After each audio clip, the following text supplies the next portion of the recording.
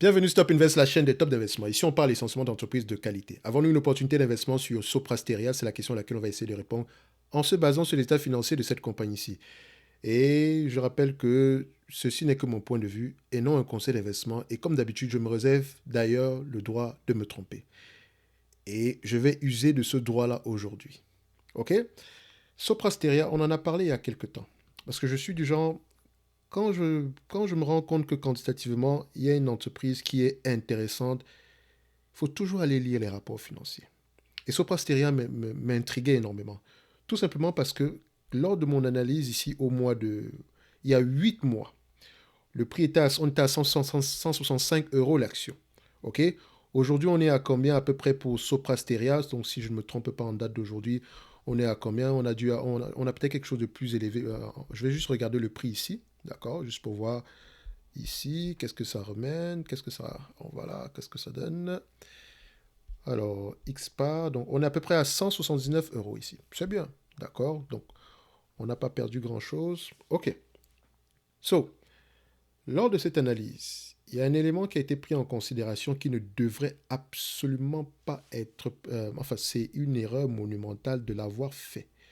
Tout simplement parce que j'ai pris comme hypothèse, et je le retiens, je dis bien hypothèse, des marges de free cash flow de 8%. 8%.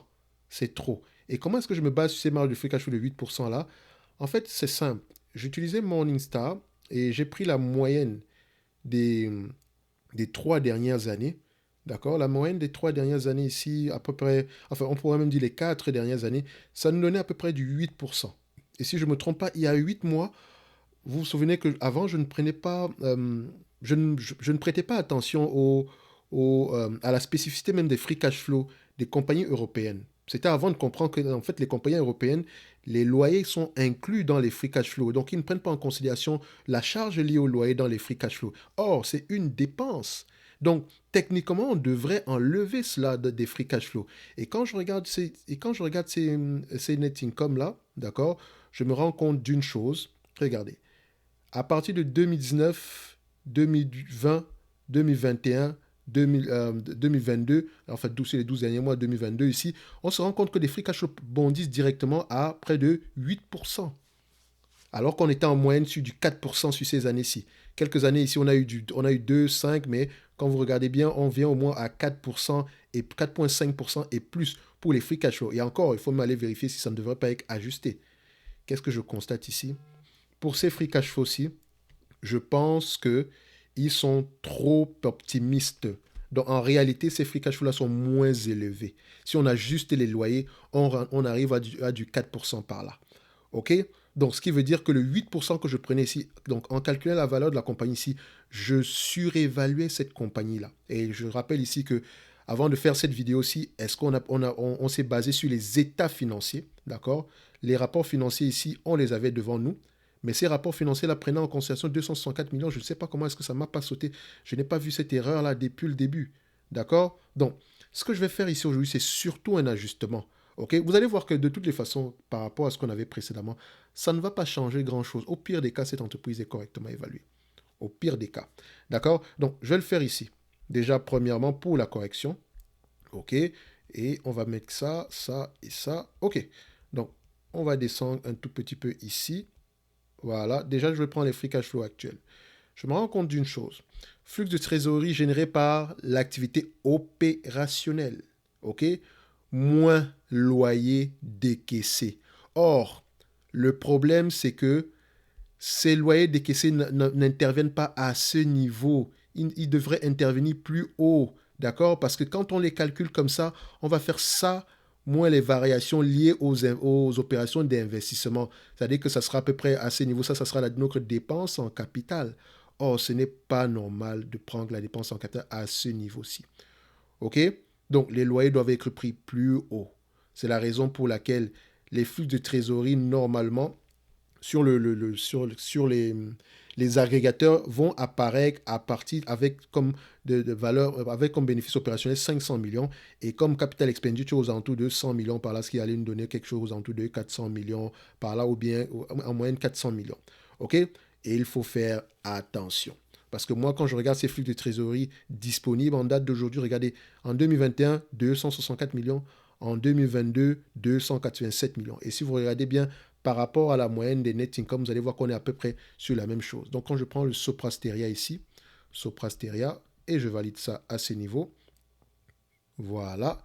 Et je prends les revenus qu'on a obtenus ici en 2020 et 2021, juste pour qu'on fasse la médiane ici. Donc, en 2021, on avait à peu près combien? Donc, je vais zoomer un tout petit peu. Donc, en 2021, on avait à peu près quelque chose aux alentours des 4 milliards 200... non, c'est ici. 4 milliards, disons 4 milliards 680. OK. Donc, je vais retourner à ce niveau-ci. Donc, je prends ça. 2, 6, 4 divisé par 4 milliards 680, ça donne ici un rendement aux alentours de 5%. OK? Donc, en 2000, donc flux de trésorerie disponible, net disponible ici, en 2022, on est à 287 millions. D'accord? 287 millions sur un revenu de combien? On revient un tout petit peu plus haut. 287 millions, je prends le chiffre d'affaires total ici. 287 millions, je mets ici. Donc, chiffre d'affaires à taux de change et périmètre constant. Donc, on est ici à 287 millions divisé par 5 milliards 101 millions. Ça nous donne au total 5,62. Donc, vous remarquez que notre free cash flow va osciller aux alentours des 5,5% par là. En tout cas, sur les 2 dernières années. Sur les 2 dernières années. C'est sûr que les free cash flow seront un tout petit peu plus élevés que les net income, mais pas au point d'atteindre du 8% ici. OK? Donc, je vais devoir ajuster cette marge-là maintenant sur l'évaluation qu'on va faire aujourd'hui. OK? Sur l'évaluation qu'on va faire aujourd'hui. Donc, si on va sur Soprasteria, selon les rapports financiers ici, voilà, elle a connu une année assez correcte. D'accord, on va le dire comme ça. Donc les marges opérationnelles ont augmenté. Le résultat opérationnel également, les marges nettes, les résultats nets ici, donc à peu près aux alentours de 247. Donc vous voyez que par rapport au free cash flow, on a à peu près aux alentours de, on a 287 pour les free cash flow ici, pour le résultat net, on a 240, on a 247 ici. Donc il y a une variation ici à peu près de 0,7 ici, c'est la raison pour laquelle le free cash flow est aux alentours de 5,6% au lieu d'être à 4,9%. OK? Donc on va arranger tout ça ici aujourd'hui. OK? Donc, qu'est-ce qu'on fait? Premièrement, le revenu estimé pour 2023 est de combien? Et je regarde ici, les analystes s'attendent à avoir combien sur les 12 prochains mois. Les analystes sont optimistes sur les 12 prochains mois. C'est ce qui ressort déjà de ce calcul-ci. D'accord? Ils sont optimistes. D'accord? Et deuxièmement, s'ils sont optimistes, ils s'attendent à avoir combien? On est aux alentours de, voilà, je vais mettre ça là, 5 milliards 360. OK?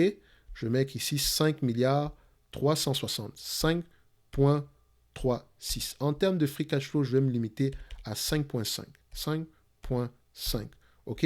Nombre d'actions, je vais le prendre ici à combien? Donc, le nombre d'actions en date d'aujourd'hui, on peut toujours aller vérifier dans les rapports financiers.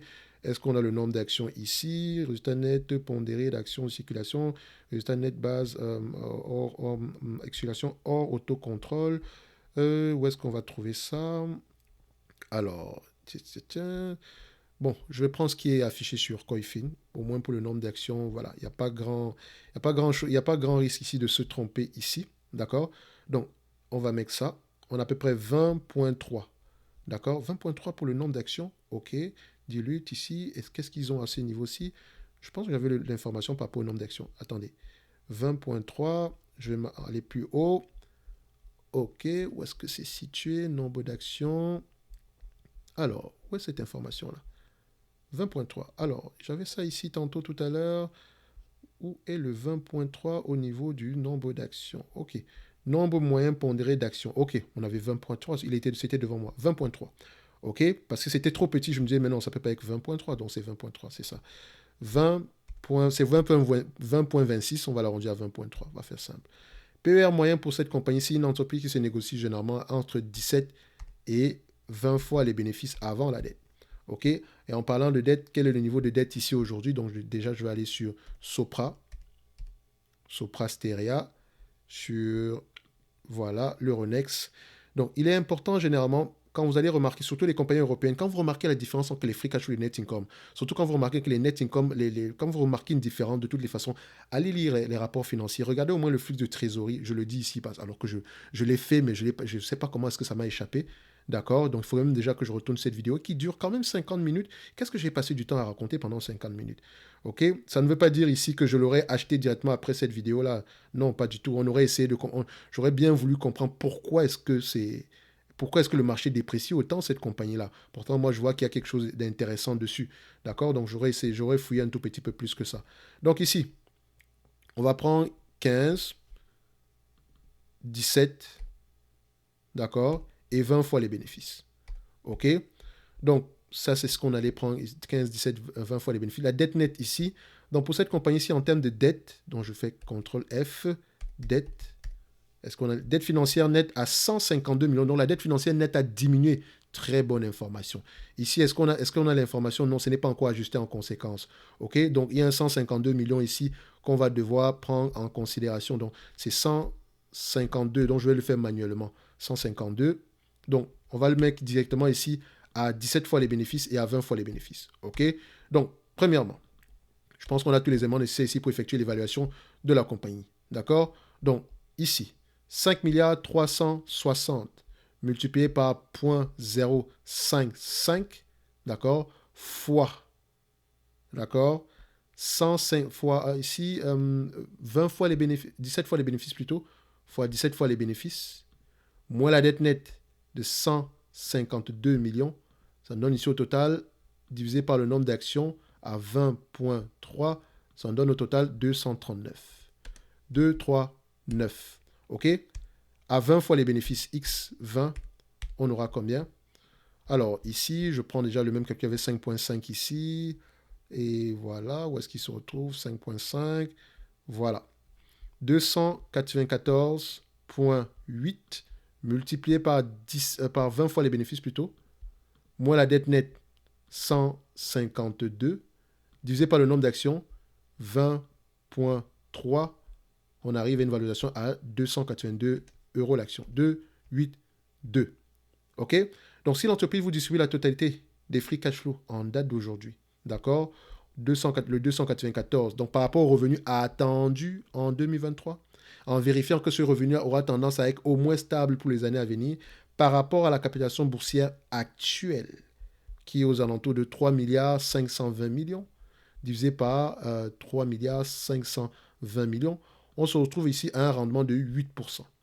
Donc, même en sauvant les meubles ici, en ajustant en conséquence, on se rend compte que l'entreprise est sous-évaluée, mais pas aussi, c'est pas aussi énorme que précédemment, parce que à la dernière vidéo, on était à peu près aux alentours de, le minimum ici, à 20 fois les bénéfices ici. Je pense que ça, c'était sans l'ajustement, on était aux alentours de 205 $, et avec l'ajustement ici, on était aux alentours de 446 $. C'est trop. Donc, c'est moitié moins que ça, mais au moins, on sait qu'on a au moins pris la peine de vérifier ici. D'accord? On a double vérifié, si on peut le dire, parce que la première fois, j'avais quand même les free cash flow devant moi et je n'ai pas percuté. OK? Donc, je m'excuse encore une fois pour cette erreur-là. Et encore, est-ce qu'on m'a dit en commentaire si j'avais fait ce genre d'erreur-là? Non. Les amis, s'il vous plaît, allez toujours aller regarder les rapports financiers généralement, double vérifier l'information ici. OK? Donc, je rappelle toujours que ça ne veut pas dire que je le fais à toutes les vidéos ici. Donc, je vais essayer de pouvoir m'arranger en conséquence. Parce que je n'aime pas me tromper sur des éléments mathématiques, en fait. Je prends encore me tromper sur le business model, sur la compréhension du business model, mais sur des éléments quantitatifs, ça me dérange. Je vous assure que j'ai honte, d'ailleurs. Mais est-ce que ça veut dire que Sopra Steria est une mauvaise entreprise? Non, j'aime toujours ce que j'ai vu présentement.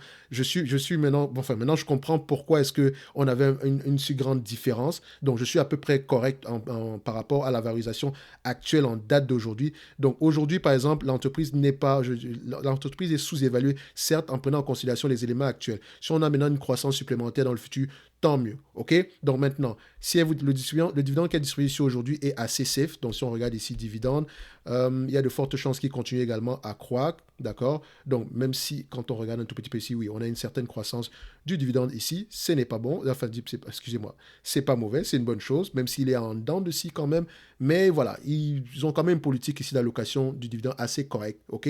Même s'ils peuvent distribuer plus que ça. Est-ce que c'est une entreprise qui rachète ses actions? On va vérifier. Non, elle fait beaucoup d'acquisitions aussi. OK? Donc, on peut vérifier ici, parce que ça, c'est une acquisition qu'on a fait. Il y a de fortes chances qu'on ait fait une acquisition ici. Donc, on a beaucoup d'acquisitions ici. Donc, et vous comprenez que ça a un impact. Je pense que on a même fait une fusion ici. OK? So, ça reste une entreprise que j'aime bien, qui reste quand même dans un business ici où les marges ne sont pas très élevées, donc elle doit être très efficiente. OK? Donc, au prix actuel, c'est toujours assez intéressant d'aller regarder du Sopra Steria. D'accord? Donc, on ne sera certainement pas 400, mais déjà pour la première vidéo, on était aux alentours de à peu près la même valorisation en date d'aujourd'hui. Donc voilà, ça reste assez intéressant. On ne surpaye pas, d'accord? Même après l'ajustement des marges. OK? Comme je l'ai dit tantôt, je me réserve toujours le droit de me tromper. Ça ne veut pas dire que vous ne devez pas lire les rapports financiers, parce que maintenant, derrière toutes ces marges-là, d'accord, il faut rechercher la stabilité. Et vous ne pouvez pas, comment dire ça, on ne peut pas avoir une hypothèse au niveau de la stabilité de 100% de stabilité par rapport aux marges actuelles si on ne comprend pas le business model. OK? Donc, pour ceux qui sont intéressés sur cette compagnie-ci, je vous encourage à aller lire les rapports financiers ici. Parce que moi, je me suis limité aux éléments quantitatifs. OK? J'ai essayé de les ajuster ici, mais je me suis limité aux éléments quantitatifs. OK? So, pour ceux qui veulent aller plus loin, le lien vers le service Top Premium ainsi que la Top Newsletter est dans la description de la vidéo. D'accord? Donc, n'oubliez jamais que si on avait évalué cette compagnie-ci à 400 dollars, on ne l'aurait pas acheté et qu'elle coûtait peut-être aux alentours de 300, on ne l'aurait pas acheté à 400, à 300, d'accord? Il faut absolument généralement demander une décote supplémentaire, ok? Et quand vous constatez qu'une entreprise est sous-évaluée, posez-vous la question, il est où le piège? Où est-ce qu'il est le piège? Parce que vous n'allez pas vous dire ici que le marché, vous êtes plus malin que les opérateurs du marché, d'accord? S'ils bazardent une action ici, c'est parce qu'il y a une raison particulière. Et cette raison-là peut être à court terme ou à long terme. OK? Donc ici, on n'a pas donné la raison pour laquelle l'entreprise ne s'échange pas à un prix assez intéressant ici aujourd'hui, mais il est très important d'aller vérifier cela. N'empêche que Sopra Steria reste une belle entité au prix actuel, bien gérée, qui n'a pas une énorme dette. Vous remarquez ici qu'ils font, je pense qu'ils accordent beaucoup d'importance au remboursement de la dette. OK? Donc, allez également vérifier si tous les segments d'activité ici se portent très très bien. Moi, j'ai essayé de regarder ici, il y a certains segments d'activité où on a des marges moins élevées ici. Pourquoi? Parce que ça m'interpelle. Je n'aimerais pas qu'on ait seulement du chiffre d'affaires, alors que chiffre d'affaires sans marge, ça ne me sert strictement à rien du tout. On voit également que c'est une entreprise ici. Alors, en termes de revenus, on a des revenus, on est France, Royaume-Uni, et ce sont les deux pays de prédilection ici. Donc, est-ce que le fait qu'on ait du Brexit, est-ce que ça a un impact sur cette compagnie-ci? On peut également regarder les marges liées aux différentes activités du groupe ici, comme je le mentionnais, où est-ce qu'on a les marges liées aux différentes activités du groupe. On va aller plus loin, un tout petit peu plus loin. Je l'avais vu plus haut. Alors, c'est une information que j'avais tantôt vue. Je ne sais pas. On va regarder ça. 2, 3, 4, 5, 6. Sopra Steria. Bref, c'est pas grave. Si je ne l'ai pas ici, c'est qui. Voilà, ça c'est Royaume-Uni. Ok, ok, ok. Les marges en France sont aux alentours de 8%. D'accord? Aux alentours de 8% en termes de marge. En France, c'est 8%, plus haut que ce qu'on avait précédemment, c'est bien, mais c'est encore la marge opérationnelle, mais vu qu'il n'y a presque pas de dette ici, on peut se dire que c'est assez correct ici. Les marges au Royaume-Uni sont plus élevées, d'accord, ça augmente également, France augmente, Royaume-Uni augmente, ok. Les marges ici dans les autres pays européens diminuent. Alors, est-ce qu'il y a un impact ici par rapport à tout ce qui se passe en Ukraine, etc. Il faut également vérifier ça ici, d'accord? Donc, résultat opérationnel courant, etc. Donc, on a une diminution ici. Il ne faut pas négliger une diminution, même si ça semble être très petit, mais il ne faut pas négliger une quelconque diminution. Il faut comprendre pourquoi. Dans le segment Sopra Banking Software, on a certes du chiffre d'affaires, mais en opérationnel, ça marge zéro ici. Donc, ce n'est pas rentable. D'accord? Dans le segment des autres solutions ici, c'est la rentabilité augmente. Donc, Sopra Steria augmente ses prix. C'est une bonne chose. Mais ce segment-ci est inquiétant. Il faut aller regarder pourquoi. Donc, si on regarde un peu ici dans le Sopra Banking, contrôle F, on va regarder ici. Le chiffre d'affaires Sopra Banking ici, 466 en contraction de 2,3%. Cette évolution s'explique essentiellement par un recul du chiffre d'affaires service. Le chiffre d'affaires software a progressé quant à lui de 1,3% ici. Les marges SBF, dont recherche et développement 10 millions de développement. Le résultat opérationnel d'activité s'est établi à 27 millions, faisant apparaître un taux de marge de 6,5%. Donc ici, bon, ça c'est pour le chiffre d'affaires. Est-ce qu'on a une autre information ici pour Sopra Banking? Bref, allez-y regarder pourquoi Sopra Banking ici, Sopra Banking Software et les marges opérationnelles ont diminué. Ce serait important de comprendre pourquoi. OK? Donc, il ne faut pas juste laisser cette information comme ça sans réponse. OK? So, ça reste une belle entité ici. d'accord, qui est bien gérée, qui peut avoir la capacité de s'offrir ici, vérifier également si elle a des contrats ou pas, comment est-ce que nos différents compétiteurs, nos différents clients ici nous sélectionnent, sur la base de quels éléments, ok? Donc, on va se donner rendez-vous sur la prochaine vidéo ici, d'accord? N'empêche que Soprasteria, au prix actuel, reste toujours intéressant, d'accord? Merci.